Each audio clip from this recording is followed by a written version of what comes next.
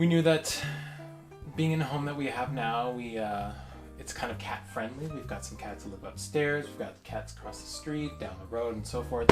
So it's only natural that we one day got our own. Now, we hadn't really decided how it's going to happen, who we go to get a cat from. What we ended up doing, at least, was a bit of a surprise for both of us. The story was that we live in a ground level suite. Really nice home. We've got the garden that kind of is in the back here. That's where our front door is, essentially. So we've got the back door being our front. We're in a nice community. But the guys that live next door, bit of a different story. The folks downstairs were kind of pretty much drunken crackheads, and a lot of fighting, a lot of yelling.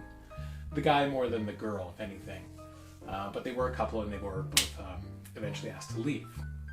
They did have two cats, though. One had passed away just a little bit before they left, but the other was this tiny little black kitten. When these people left, they left the cat behind. Cheryl and I apparently at some point decided we can't just let this happen. It had just survived, it's about 4 weeks out on its own. Usually around 5 o'clock in the morning, what I would do was to have a little food dish, which is just some dry food.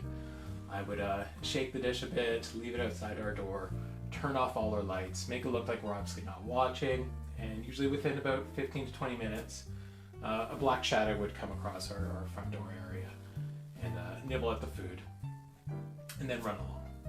After several attempts at trying to feed and get the cat comfortable with us, we eventually put out a trap. Over the course of maybe 3 days, we finally were able to, and unfortunately scared the bejesus out of this cat, trap it in a giant raccoon trap, got the cat directly into the car. Cheryl and I were already dressed, ran up to the vet and gave the cat a quick once over just to make sure everything's fine. This would have been the best opportunity for us to do so.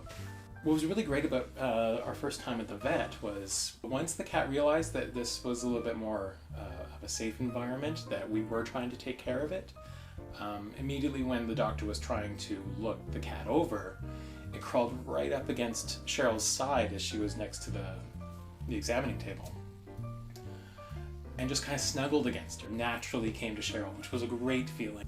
When we did get her, we gave her space. We didn't approach her. We waited until she was ready to approach us.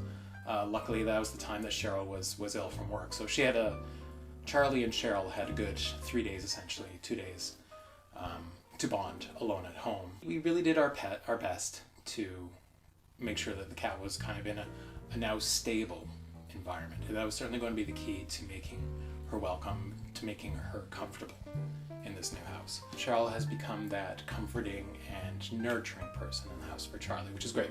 So when it comes to, like we're seeing every winter now, Charlie's ready to cuddle a little bit more. That's when Charlie will approach Cheryl and cuddle with her on the couch, sit on her lap in the morning. And so she's very much like a regular cat in that respect now. So Charlie's just pretty much the best of both worlds. She's both a cat and a dog for us. And even more than that, she's just crazy weird. She's really silly. She's very exuberant in when she wants to play. And she's brought a dynamic to our family with Cheryl and I now that I didn't expect. One of the things I think we've really learned from Charlie is that despite the troubles she had during her early years, there are no grudges. There's no resentment. She's moved on. She doesn't fear that I'm going to yell at her or I'm going to throw something at her. She's not afraid that Cheryl's going to yell at her. She's really defined a new relationship, and she's not letting these old behaviors hold her back.